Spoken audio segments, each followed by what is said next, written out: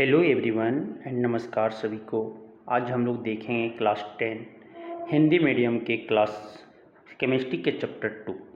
तो आज हम लोग पढ़ने वाले हैं अम्ल, क्षारक एवं लवण। ये चैप्टर अपने आप को बहुत इम्पॉर्टेंट है, ठीक है। तो आज हम लोग देखने जा रहे हैं यहाँ पे अम्ल, क्षारक एवं लवण। तो आप पहले देखे होंगे कि पिछली कक्षा में जो आप पढ़े होंगे कि भोजन का खट्टा एवं कड़वा स्वाद भोजन में विद्यमान क्रमशः अम्ल एवं क्षारक के कारण होता है। कि जो भोजन हमें खाने में खट्टा लगे उसे हम अम्ल कहते हैं और कड़वा स्वाद रहे तो उसे हम क्षारक कहते हैं। तो अपने परिवार के कोई सदस्य अधिक भोजन करने के कारण क्या उसमें अम्लता से पीड़ित होते हैं, तो आप कौन सा उपचार सुझाएंगे? नींबू पानी, सिरका या बेकिंग सोडा का विलयन? तो आप क्या दोगे? बेकिंग सोडा का विलयन दोगे, क्योंकि उससे क्या हो जाएगा, उसे वहाँ पे अम्ल ज़्यादा होने के कारण बेकिंग सोडा से क्या मिलेगा, वो राहत देंगे। तो उपचार बताते समय आप किस गुणधर्म का ध्यान रखेंगे? आप जानते हैं कि अम्ल एवं क्षारक एक दूसरे के प्रभाव को समाप्त करते हैं। आपने अवश्य ही इसी जानकारी का उपयोग किया होगा, ठीक है। तो याद कीजिए कि कैसे हमने बिना स्वाद चखे ही खट्टे एवं कड़वे पदार्थों की जांच की थी। आप जानते हैं कि अम्लों का स्वाद खट्टा होता है तथा नीले लिटमस पात्र को लाल कर देते हैं।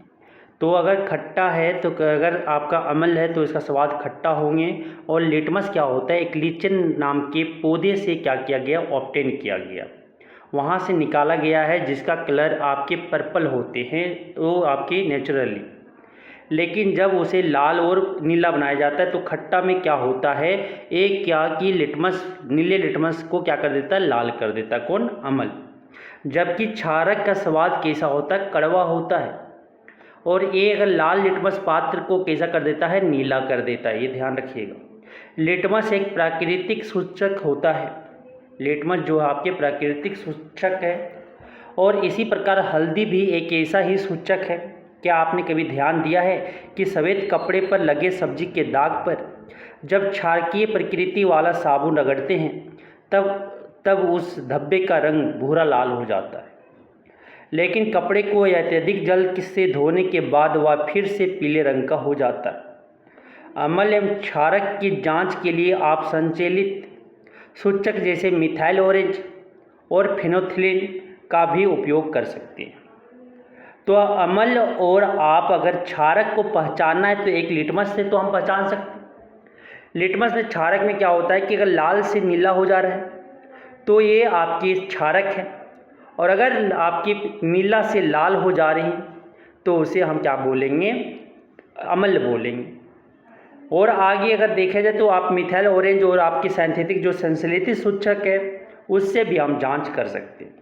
तो इस अध्याय में हम जो देखेंगे अम्ल एवं क्षारक अभिक्रियाओं के बारे में अध्ययन करेंगे। हमें और जानकारी प्राप्त होगी कि अम्ल एवं क्षारक कैसे एक दूसरे के प्रभाव को समाप्त कर देते। साथ ही दैनिक जीवन में पाए जाने वाली तथा उपयोग में आने वाली बहुत सी रोचक वस्तुओं के बारे में भी अध्ययन करेंगे। यहाँ पे डिफरेंट केमिकल्स नेम के बारे में, रासायनिक नाम के बारे में भी जानेंगे। तो यहाँ पे क्या बोलता है देखिएगा, लिटमस विलयन बैंगनी रंग का रंजक होता है। अभी बोले थे ना कि आपके लिटमस जो विलयन होते हैं कैसा, पर्पल कलर का रंजक होता है, जो थैलोफाइट समूह के लीचेन पौधे से निकाला जाता है, लीचेन प्लांट से निकाली जाती है।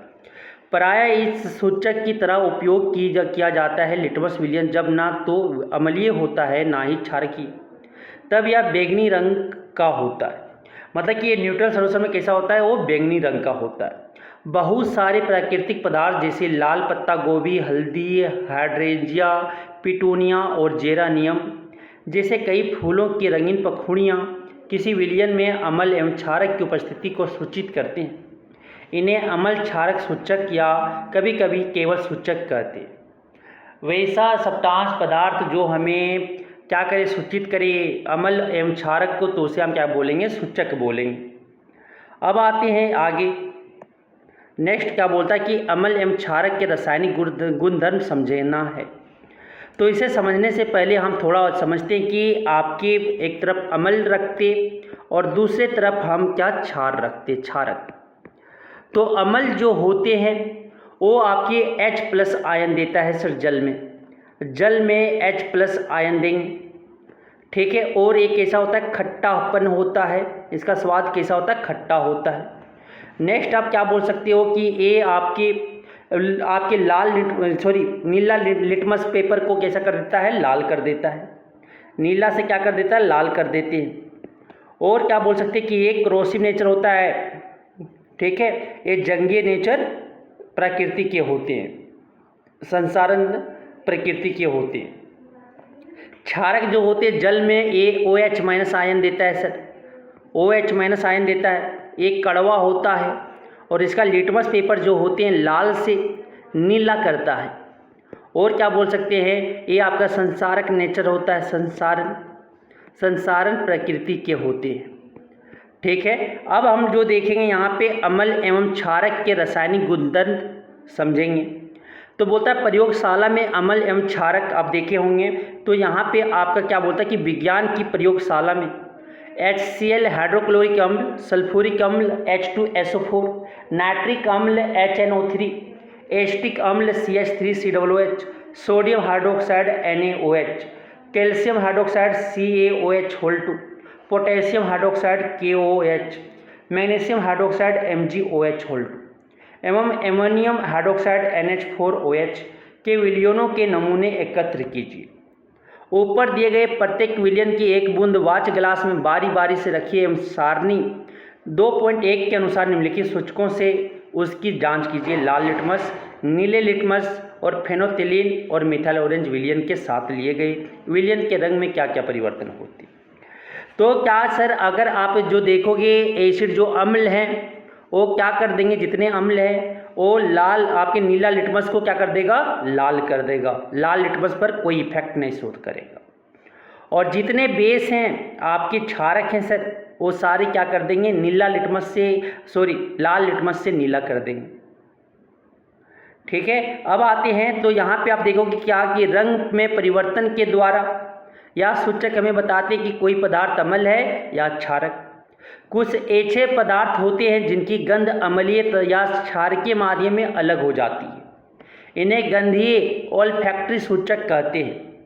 आइए इनमें से कुछ सूचकों की जांच करें। क्रियाकलाप 2 में अगर दिया हुआ प्याज को काट करके NaOH और HCl में डाल दिए, थोड़ा डाल दिए। उसके बाद उसी तरह क्या आपके बोला है कि तनु वेनिला या लौंग के तेल में डाल दिए, तो आपके जितने भी क्षारक हैं उसके गंध चले जाएंगे और एसिड में आपका गंध बने रहेगा। तो इससे पहचान जाओगे कि अगर गंध चला गया तो क्या है, बेस है, क्षारक है सर, और गंध है ही है तो उसे हम क्या बोलेंगे कि आपकी एसिड है। अब आते हैं नेक्स्ट, अम्ल एवं क्षारक धातु के साथ कैसे अभिक्रिया करती है। तो आप समझिएगा क्या कि जब मेटल धातु को अम्ल के साथ अभिक्रिया करवा दिया जाता है तो क्या बनते हैं, लवण बनते हैं सर, और साथ में क्या देता है, H2 गैस देता है। तो अब यहाँ पे जिंक को जब HCl के साथ रिएक्ट करवा दी तो क्या बनेंगे, जिंक क्लोराइड बनेंगे और H2 गैस बनेगा सर। रिएक्शन बैलेंस नहीं तो आपको संतुलित कर लेना है, ठीक है। तो ये आपके बनेंगे। तो आप हाइड्रोजन गैस का जांच कैसे करोगे कि हाइड्रोजन गैस है, तो उसे एक अपरवार नली से क्या करोगे, साबुन का विलयन में क्या करोगे, वो गैस जो हाइड्रोजन गैस बन रहे उसे यहाँ ले आओगे, वो बब्बल के टाइप पे निकलेगा। अगर मोमबत्ती जलता वो मोमबत्ती के साथ उसे जलाओगे तो फट फट की ध्वनि के साथ हाइड्रोजन गैस का दहन होगा। फट फट की ध्वनि के साथ, मतलब पॉप्स ध्वनि के साथ क्या होगा, हाइड्रोजन गैस दहन करेंगे। तो पता कर लेंगे क्या है, हाइड्रोजन गैस है सर। अब आते हैं नेक्स्ट, यहाँ पे देखिए यही तो बता रहा था कि अम्ल और आपके धातु मिलेंगे तो क्या बनेंगे, लवण प्लस हाइड्रोजन गैस बनेंगे सर। तो अगर आपके क्या बोलते हैं कि ध्यान दीजिए कि ऊपर दी गई अभिक्रियाओं में धातु एवं अम्लों से हाइड्रोजन परमाणु का हाइड्रोजन गैस के रूप में विस्थापन करती है और एक यौगिक बनाता है जिसे क्या कहते हैं, हम लवण कहते हैं, ठीक है। अब आगे दूसरा देखिएगा कि अगर हम दूसरा देख रहे, क्या आपने जिन अभिक्रियाओं का परीक्षण किया है क्या आप उनका समीकरण लिख सकते हैं। तो इस अभिक्रिया को निम्न प्रकार से लिख सकते हैं क्या कि NOOH, सारे क्षार जो है सभी मेटल से रिएक्ट धातु से नहीं कर सकते, कुछ ही धातु से रिएक्ट कर सकते हैं। जैसे यहाँ पे सोडियम हाइड्रोक्साइड को जिंक से रिएक्ट करवा रहे हैं, क्षार को अगर जिंक से रिएक्ट करवाएंगे तो क्या बनाएगा, सोडियम जिंकेट बनाएंगे, Na2Zn O2 प्लस क्या देगा, साथ में हाइड्रोजन गैस देगा। सर NaOH को अगर हम अल्युमिनियम के साथ रिएक्ट करवा दें तो क्या बनेगा सर, NaAlO2 बनेंगे प्लस साथ में क्या देगा, हाइड्रोजन गैस देंगे। ठीक है, अब आगे आते हैं सर, ठीक है, अब आगे हम लोग आते हैं तो आप देखेंगे कि पुनः हाइड्रोजन बनता है, किंतु ऐसी अभिक्रिया सभी धातुओं के साथ संभव नहीं होता। कुछ ही धातु के साथ ये बेस जो है, क्षार जो है, अभिक्रिया करते हैं। दूसरा, अगर धातु कार्बोनेट तथा धातु हाइड्रोजन कार्बोनेट अम्ल के साथ अगर अभिक्रिया करती है तो क्या बनेंगे, तो धातु कार्बोनेट को अगर हाइड्रो या आपकी अम्ल के साथ अभिक्रिया करवा देते तो आपके लवण बनेंगे सर, जल बनेंगे और क्या बनेंगे, कार्बन डाइऑक्साइड बनेगा। आप कार्बन डाइऑक्साइड को कैसे पहचानोगे कि कार्बन डाइऑक्साइड जो निकल रहा है कार्बन डाइऑक्साइड है, तो सोडियम कार्बोनेट ले लो और क्या ले लो, यहाँ पे तनु हाइड्रोक्लोरिक अम्ल ले लो। अब क्या कीजिए सर, इसमें आपका जो गैस निकल रहे हैं वो गैस को क्या करो, आप एक कैल्शियम हाइड्रोक्साइड का विलयन के साथ ले जाओ तो ये कैसा हो जाएगा, अगर कलर इसका, रंग इसका दूध सा हो जाए, कैसा हो जाए, दूध सा हो जाए, तो समझ लो क्या है, ये आपके क्या है, कार्बन डाइऑक्साइड है सर। तो अब देखते हैं इसके एग्जाम्पल, उदाहरण देखते हैं। तो उदाहरण यहाँ पे आप देखो क्या है उदाहरण, कि उपरोक्त अगर Na2CO3 को अगर HCl के साथ रिएक्ट किया गया तो NaCl प्लस H2O बनेंगे प्लस CO2 बनेगा। उसी तरह अगर आपके NaHCO3 अगर ले लिए, सोडियम बाइकार्बोनेट ले लिए या सोडियम हाइड्रोजन कार्बोनेट ले लिए, उसको हाइड्रोक्लोरिक अम्ल के साथ रिएक्ट करवा दिया गया तो क्या बनेगा, NaCl, ये लवण हो गया सर, ये जल हो गया, एक कार्बन डाइऑक्साइड बनेगा। तो उत्पादित कार्बन डाइऑक्साइड गैस को चूने पानी से अगर प्रवाहित करने पर क्या हो जाता है, आपकी कैल्शियम कार्बोनेट मतलब श्वेत अक्षेप मतलब क्या हो जाता है, दूध सा कलर हो जाता है और वाटर बन जाते हैं, H2O जल दे देता है। अगर अत्यधिक मात्रा में यही कार्बन डाइऑक्साइड प्रवाहित करने दे कि आपके CO2 अगर ज़्यादा पास करवा दे तो क्या बन जाता है, आपके कैल्शियम बाइकार्बोनेट बन जाता है। ये रिएक्शन बहुत इंपॉर्टेंट है, एग्जाम में पूछ लिया जाता है इससे कि अगर कार्बन डाइऑक्साइड एक्सेस में आ गया तो क्या बन जाते हैं, आपकी कैल्शियम बाइकार्बोनेट बन जाता है, ये आपको ध्यान रखना है।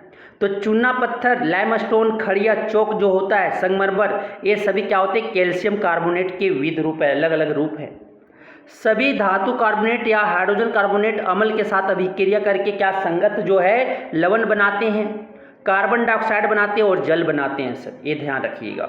तो अगर धातु कार्बोनेट या धातु हाइड्रोजन कार्बोनेट आ गया, बाइकार्बोनेट इसी का नाम है, धातु हाइड्रोजन कार्बोनेट का धातु बाइकार्बोनेट भी बोलते हैं, अम्ल के साथ अभिक्रिया करवा दिए तो क्या बनेगा, लवण, कार्बन डाइऑक्साइड और जल बनेंगे। तो ये रिएक्शन आपको क्या होना चाहिए, याद होने चाहिए सर। अब आते हैं आगे, नेक्स्ट आता है अम्ल एवं क्षारक परस्पर कैसे अभिक्रिया करते हैं।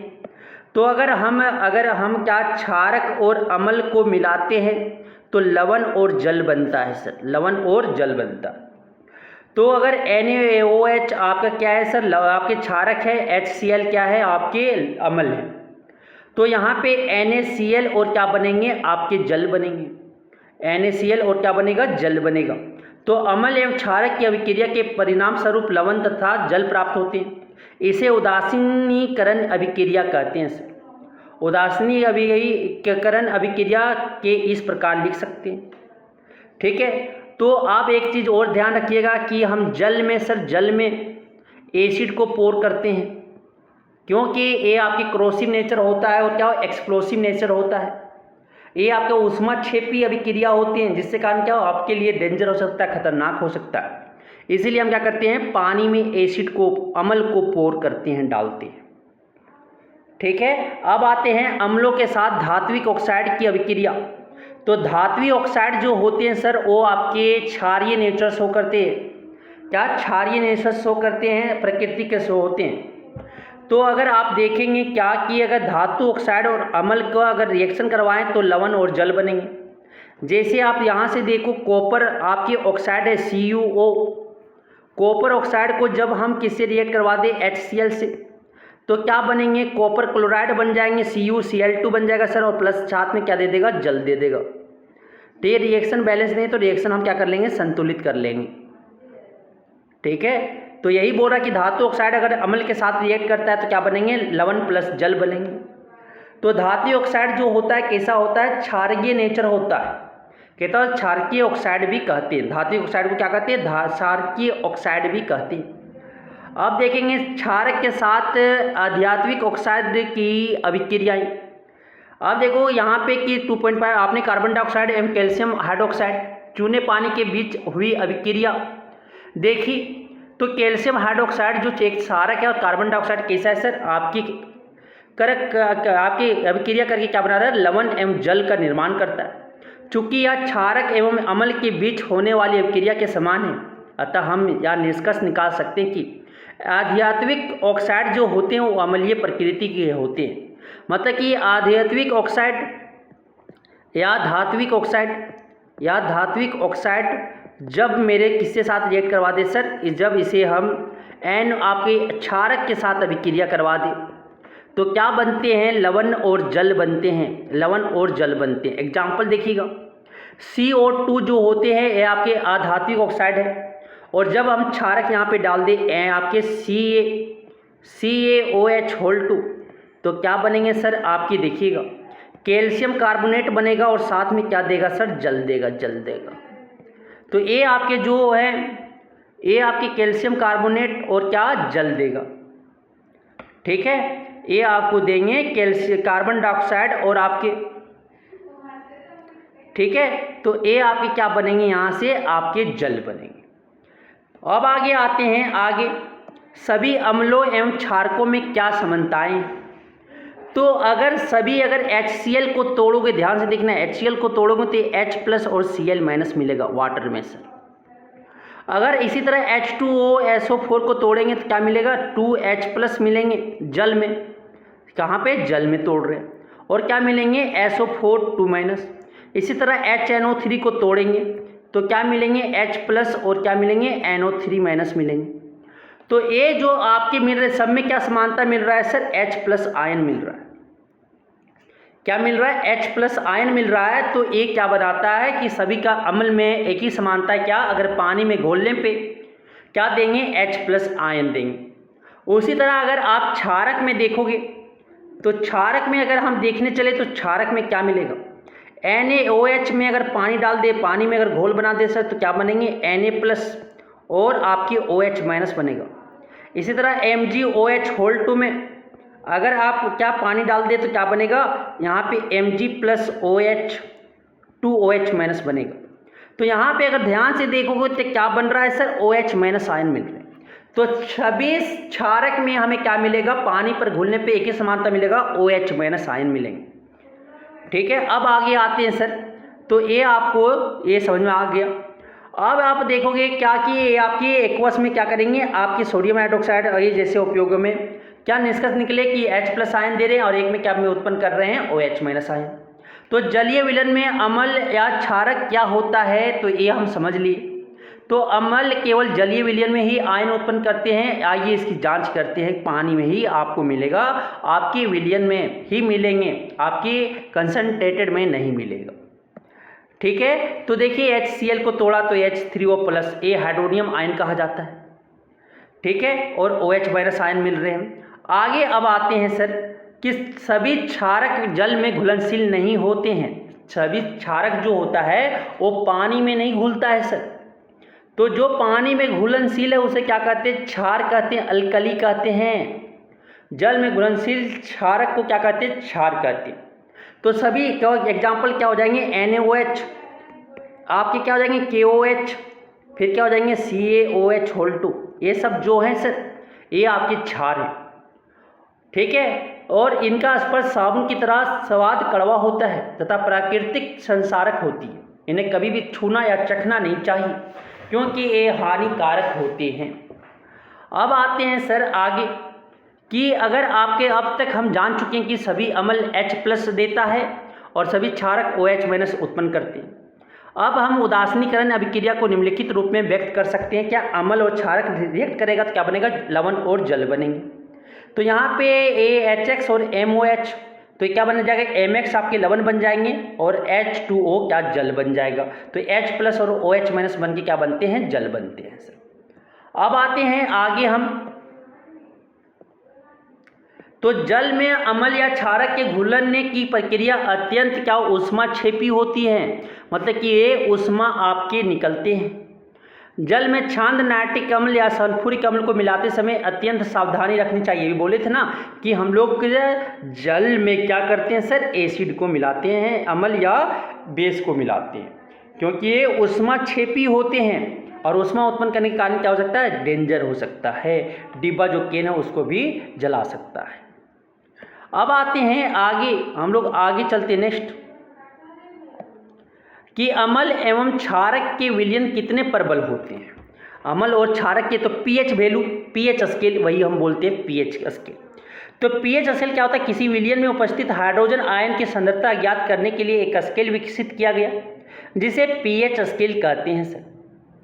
तो क्या होता है कि इस स्केल में मतलब क्या होता है, पीएच का फुल फॉर्म पी सूचक है, जो मतलब होता है पुषांश, पोटेंस होता है, जो एक जर्मन शब्द से आया जिसका मतलब होता है शक्ति, और एच मतलब क्या होता है, हाइड्रोजन, मतलब हाइड्रोजन की शक्ति कितना है। तो ये स्केल 0 से लेकर आपके 14 तक क्या अधिक, 0 पे आपके अधिक अम्लता होता और 14 पर अधिक क्षारीय होता है। पीएच को ज्ञात कर सकते हैं साधारण भाषा, पीएच को एक ऐसी संख्या के रूप में देखना चाहिए जो किसी विलयन की अम्लता अथवा क्षारीयता को दर्शाती है।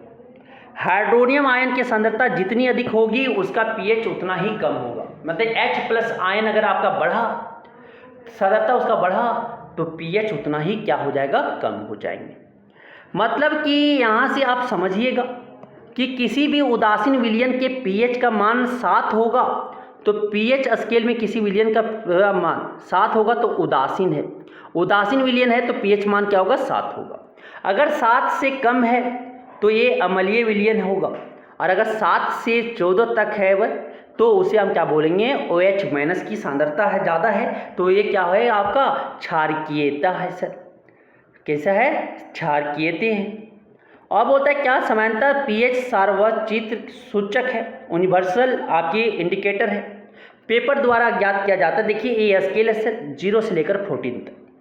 तो अगर 7 से तो बढ़ती हुई अम्लीय प्रकृति है, H+ आयन की सांद्रता में वृद्धि, अगर 7 से बाईं ओर जाएंगे तो बढ़ेगा। अगर उदासीन 7 पर क्या है सर, उदासीन है, और अगर 7 से 14 की ओर जा रहे हैं तो बढ़ती हुई क्षारक प्रकृति है। H+ आयन की सांद्रता क्या हो रहा है, कमी हो रहा है, और पीएच जो है, पीएच वैल्यू क्या है, आपके मान जो है बढ़ रहे हैं। तो ये आपको पीएच स्केल बना लेना है, समझ आ गया। अब आते हैं आगे, तो ये आपके 14 आपके 0 से लेकर 14 तक का स्केल है। जठर रस आपके 1.2 होते हैं पीएच वैल्यू, आपके नींबू का जो होता है और नींबू का रस वो 2.2 लगभग होते हैं। शुद्ध जल जो होते हैं 7 होते हैं, और आपके रक्त का जो पीएच वैल्यू होता है मान वो 7.4 होता है, और मिल्क ऑफ मैग्नीशिया का 10 होता है, 10 आसपास होता है। सोडियम हाइड्रोक्साइड का लगभग कितना, 14 होते हैं सर। अब आते हैं आगे कि अम्ल तथा क्षारक की शक्ति विलयन में क्रमशः H+ आयन और OH- आयन की संख्या पर निर्भर करती है, कि H+ आयन अगर बढ़ा तो आपकी एसिड होंगे, OH- आयन बढ़ा तो उतना प्रबल वो आपके क्षारीय होंगे। अब दैनिक जीवन में पीएच का महत्व क्या है सर, तो आप देखे होंगे कि हमारे शरीर जो है 7 से 7.8 पीएच परास के बीच कार्य करता है। जीवित प्राणी केवल पीएच परास में ही जीवित रह सकते हैं, जो जीवित प्राणी हो वो 7 से 7.8 तक ही रह सकते हैं।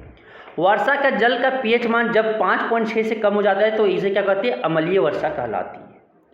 अम्लीय वर्षा का जल जब नदी में प्रवाहित होता है तो नदी के जल को क्या कर देता है, पीएच का मान कम हो जाता है, और नदी में जलीय जो जीवधारियों होते हैं वो उत्तर जीविता कठिन हो जाती है, वो जी नहीं पाती। एक और पॉइंट यहाँ से याद रखिए कि वेनस जो शुक्र ग्रह पे वायुमंडल में क्या है, सल्फ्यूरिक अम्ल के एक मोटे सफेद एवं पीले बादलों से बना हुआ है। वहाँ पे कौन अम्ल प्रेजेंट है, सल्फ्यूरिक अम्ल प्रेजेंट है। कहाँ पे, शुक्र ग्रह पे, उसके वायुमंडल में, एटमॉस्फेयर में। अब आगे बोलता है आपके बगीचे की मिट्टी का पीएच क्या है। तो अगर आपका पीएच, अगर आपका क्या हो जाए, आपके पीएच वैल्यू घट जाए, मतलब एसिडिटी हो जाए, अम्लीयता आ जाए, तो उसमें क्या करते हैं हम लोग, चूना का छिड़काव करते हैं सर, क्योंकि चूना क्या होता है, क्षारकीय नेचर का होता है प्रकृति का, और जो आपकी मिट्टी में क्या आ गया, अम्ल आ गया, दोनों मिलकर क्या कर देगा, उदासीनीकरण कर देगा। ठीक है। अब आगे आते हैं दूसरा, हमारे पाचन तंत्र का पीएच, हमारा जो पेट है ठीक है, उधर जो है क्या हाइड्रोक्लोरिक अम्ल आपका उत्पन्न करता है। अगर या उधर हानि पहुंचाए बिना भोजन के पाचन में सहायक होता है। अपच की स्थिति में अगर आपका खाना नहीं पचा तो अम्ल उत्पन्न करता है ज़्यादा अत्यधिक मात्रा में, जिससे कारण क्या होता है उधर में पेट में दर्द या जलन का अनुभव होता है। तो दर्द से मुक्त करने के लिए क्या एंटी एसिड लेते जैसे क्षारकों का उपयोग किया जाता है। तो मैग्नीशियम हाइड्रोक्साइड हो गया या ठीक है, ये दुर्बल क्षारक होते हैं milk of magnesium hydroxide MgOH hold use करते थे। क्या हो जाएगा एसिड वहाँ पे था और ये बेस है, दोनों मिलकर क्या कर देगा उदासीन बना देगा। नेक्स्ट है पीएच परिवर्तन के कारण दांत छेद। अगर 5.5 से अगर कम होने पर दांत का छेद प्रारंभ हो जाता है, स्टार्ट हो जाता है, दांत का सड़न स्टार्ट हो जाता है। हमारा दांत का जो इनेमल है दंतवलक वो किससे बना हुआ है, कैल्शियम हाइड्रोक्सी फास्फेट बना हुआ है। तो सिंपली बोल सकते हैं कैल्शियम फास्फेट का क्रिस्टल रूप है, Ca3PO4 होल 2 से बने हुए हैं। ठीक है, कैल्शियम हाइड्रोक्सी फास्फेटाइट। ठीक है, तो ये बोलता है कि जो कि शरीर का सबसे कठोर पदार्थ है या जल में नहीं घुलता। तो अगर ये 5.5 से कम हो जाता है तो क्या दांत का सड़ना स्टार्ट हो जाता है। तो उसके बचाने के लिए हम क्या करते हैं, मुंह को सफाई करते टूथपेस्ट का यूज करके, कोलगेट का यूज करके। अब आते पशुओं या पौधों द्वारा उत्पन्न रसायनों को से आत्मरक्षा। अगर आपको मधुमक्खी या कोई कीट पतंग नेटल काट ली तो उसमें क्या होते हैं मेथेनॉइक अम्ल होते छोड़ देते हैं, जिससे क्या होता है दर्द का अनुभव आपको महसूस होता है। तो उसमें डंक में जो आपके पाए जाते हैं वो क्या पाए जाते हैं मेथेनॉइक अम्ल। तो उसे हम क्या करते हैं बेकिंग सोडा से वहाँ पे कटे हुए भाग में जो डंक मारा है उसे हम रगड़ते हैं जहाँ काटा हो। तो क्या हो जाता है अम्ल और क्षारीय मिल के क्या बना लेते हैं उदासीन जल और लवण बना देते हैं और हमें दर्द से राहत मिलता है। अब आते हैं नेक्स्ट।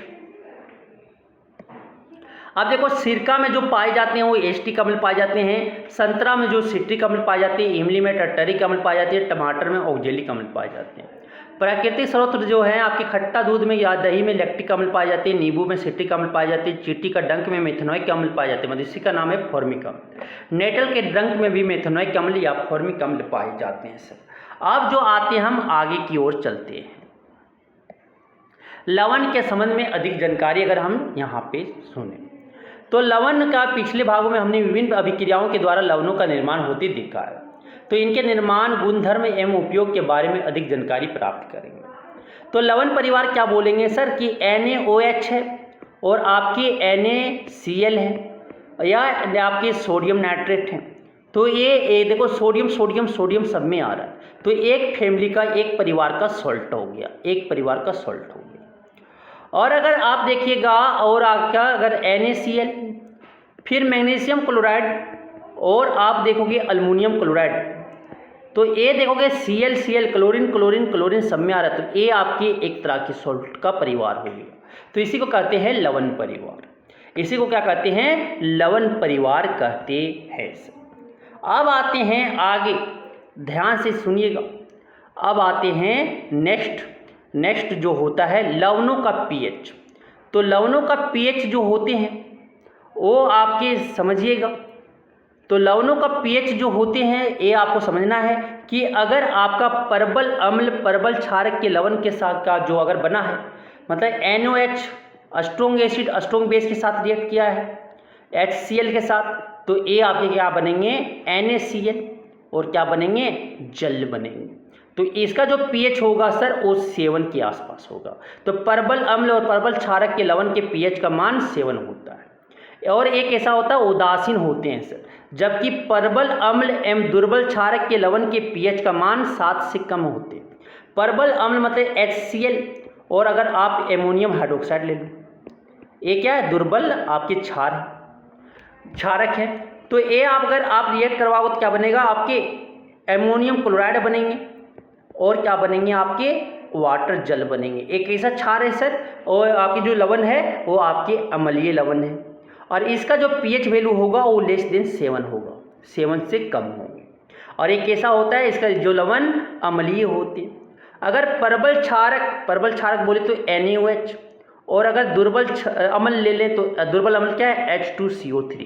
ये आपके इनऑर्गेनिक एसिड है, अम्ल होने के बावजूद ये क्या वीक है। इसको आप कोको कोला में देखते होंगे ड्रिंक कोल्ड ड्रिंक्स वगैरह में, तो क्या बनेंगे यहाँ पे सोडियम कार्बोनेट बनेगा सर, और क्या बनेंगे, जल बनेंगे। ये सोडियम कार्बोनेट कैसा होता है, आपकी क्षारीय लवण है, जिसका पीएच वैल्यू क्या हो जाएगा, ग्रेटर देन 7 हो जाएगा। और ये कैसा नेचर का है, अक्षारकीय प्रकृति का। अब आते हैं सर साधारण नमक के रसायन। साधारण नमक जो होते हैं उसका सोडियम क्लोराइड नाम होता है सर, क्या होता है, सोडियम क्लोराइड। और इसका जो फार्मूला होता है वो क्या होता है, NaCl होती है। तो हाइड्रोक्लोरिक अम्ल और अगर सोडियम हाइड्रोक्साइड के विलयन को अगर अभिक्रिया करवाया जाए तो लवण होता है, और लवण क्या होता है, सोडियम क्लोराइड कहते हैं। इसी लवण का हम अपने भोजन में उपयोग करते हैं, और समुद्री जल में कई प्रकार के लवण घुले होते हैं। इन लवणों से सोडियम क्लोराइड को पृथक किया जाता है, अलग किया जाता है, और विश्व के कई भागों में भी ठोस लवण का निक्षेप होता है।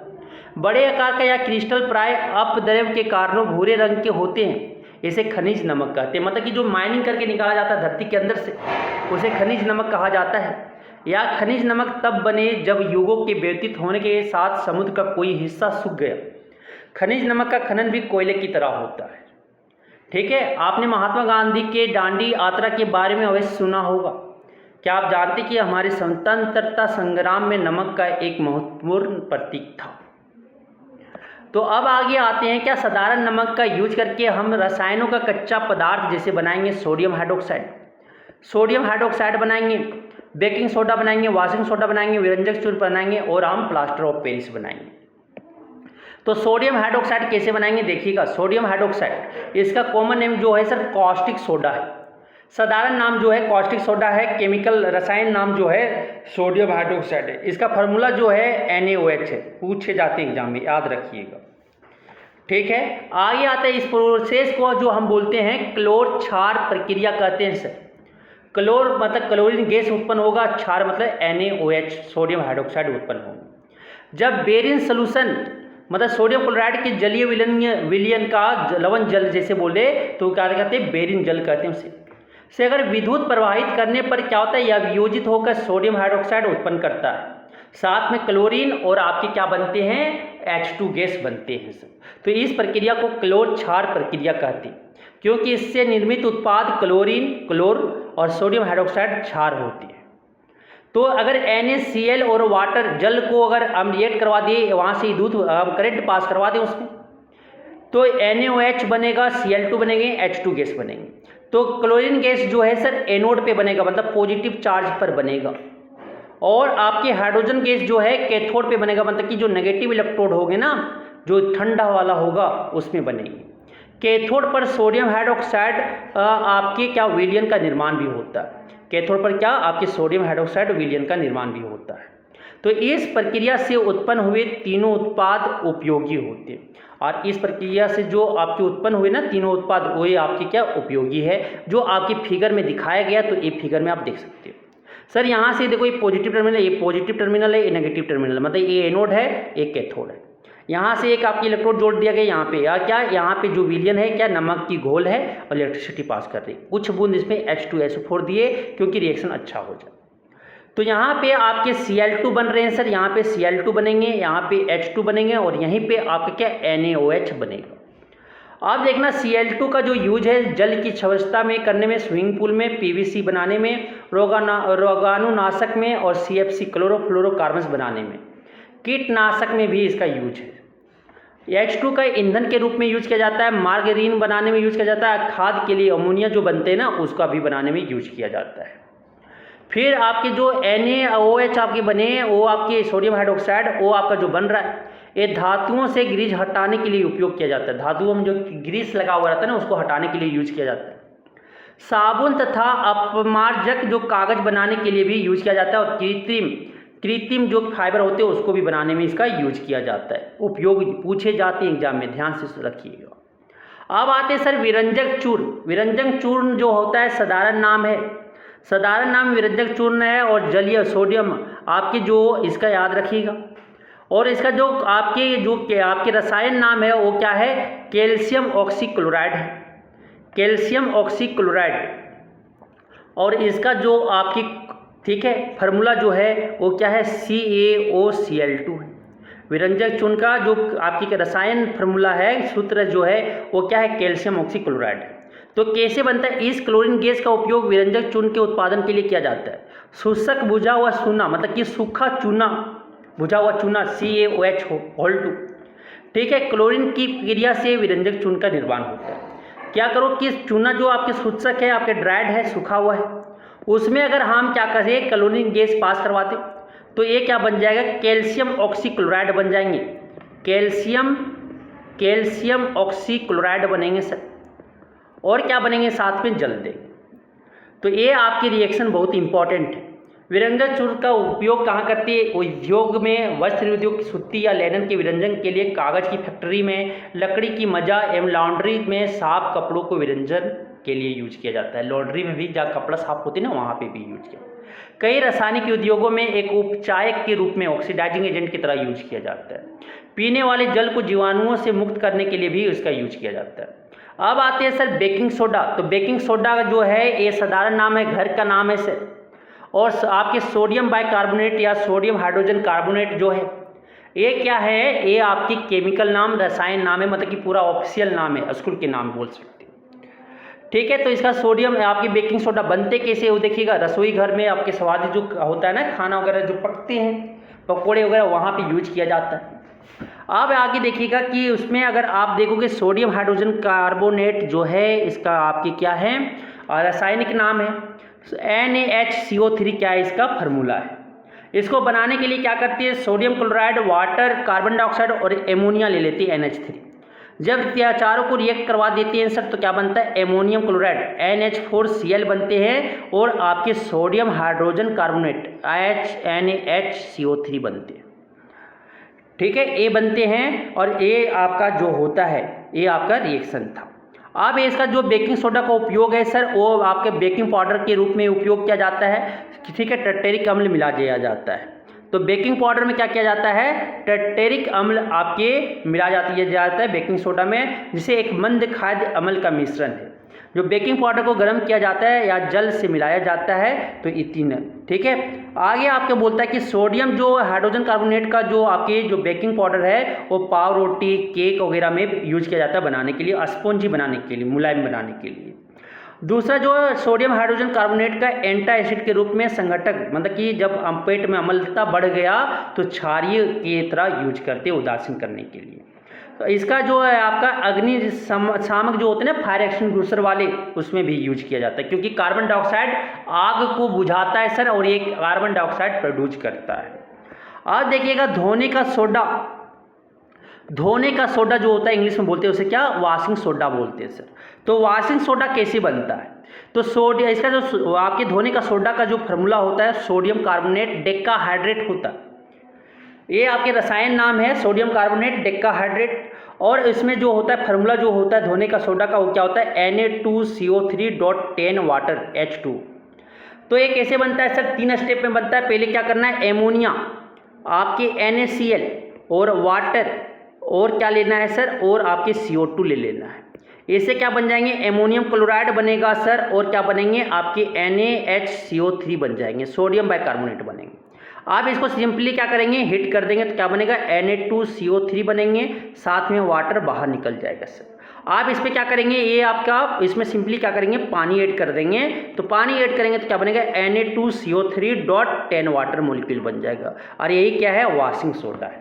तो ये आपके 3 प्रक्रिया, पहला प्रक्रिया ये, दूसरा प्रक्रिया ये, तीसरा प्रक्रिया ये, और 3 प्रक्रिया में आपके क्या? वॉशिंग सोडा, आपके धोने का सोडा बन जाएगा सर। अब होता है धोने का सोडे का उपयोग कहाँ कहाँ पे हम करते हैं? तो सोडियम कार्बोनेट का उपयोग सबसे पहले कांच, साबुन या कागज उद्योग में होता है। बोरेक्स बनाने में, जैसे सोडियम यौगिक के उत्पादन करने में भी इसका यूज होता है। फिर आगे सोडियम कार्बोनेट का जो उपयोग होता है घरों में साफ सफाई के लिए होता है, ठीक है। जल के अस्थायी कठोरता जो होता है ना, परमानेंट हार्डनेस जो होता है पानी में, उसे हटाने के लिए इसका उपयोग किया जाता है। अब आता क्या? लवण के क्रिस्टल वास्तव में सूचक है। तो अगर आप देखोगे आपके कॉपर सल्फेट में कुछ आपके 5 मॉलिक्यूल ऑफ वाटर है, 5 वाटर है सर। तो ये सब आपके जो लवण के एक सूत्र इकाई में जल के निश्चित अणुओं की संख्या की को क्रिस्टलन का जल कहते हैं। तो देखो कॉपर सल्फेट नीला क्यों होता है? इसमें 5 वाटर होते हैं। आपके Na2CO में अणु का आर्द्र है, क्या देखो जल है 10 मोलिक्यूल। आप जिप्सम में देख सकते हो 2 मोलिक्यूल ऑफ वाटर है, तो ये क्रिस्टलन के क्या 2 अणु होते हैं, जिप्सम में 2 होते हैं। आपके सोने का सोडा में 10 होते हैं, कॉपर सल्फेट के में आपके 5 मोलिक्यूल होते हैं, फेरस सल्फेट में आपके क्या होते हैं 7 होते हैं। अब आगे आता है सर प्लास्टर ऑफ पेरिस। तो प्लास्टर ऑफ पेरिस का जो, ध्यान से सुनिएगा, प्लास्टर ऑफ पेरिस जो होते हैं, प्लास्टर ऑफ पेरिस जो होते हैं वो आपकी साधारण नाम है, इसका केमिकल नाम जो है कैल्शियम सल्फेट हेमी अर्ध हाइड्रेट या इसी को बोलते हैं हेमी हाइड्रेट। इसका जो फार्मूला होता है वो CaSO4 डॉट हाफ 1/2H2O होते हैं। तो जिप्सम को 373 केल्विन मतलब 100 डिग्री सेल्सियस पर अगर हीट कर दोगे सर, गर्म करने पर या जल के अणुओं का त्याग कर कैल्शियम सल्फेट हेमी अर्ध हाइड्रेट या हेमी हाइड्रेट बना लेता है। तो जिसे हम क्या कहते हैं प्लास्टर ऑफ पेरिस कहते हैं। इस पदार्थ का उपयोग जो होता है डॉक्टर ने टूटी हुई हड्डियों को सही जगह पर स्थिर रखने के लिए करते हैं। प्लास्टर ऑफ पेरिस का जो है एक सफ़ेद चून है जो जल मिलाने पर या पुनः जिप्सम बनाकर कठोर ठोस पदार्थ करता है।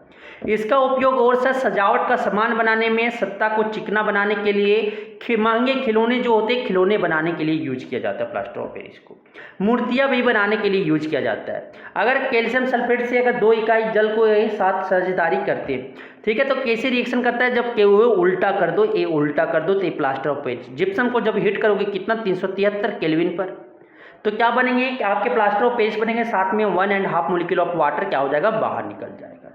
तो इसका यूज हम देख लिए, सारे जो आपकी एसिड बेस्ड सॉल्ट मतलब कि आपके अम्ल क्षार एवं लवण के जितने भी इम्पॉर्टेंट आपके क्वेश्चंस बन सकते हैं वो सारा हम क्या किए, हम बना लिए। ये आपको समझ में भी आ गया होगा। ठीक है, धन्यवाद।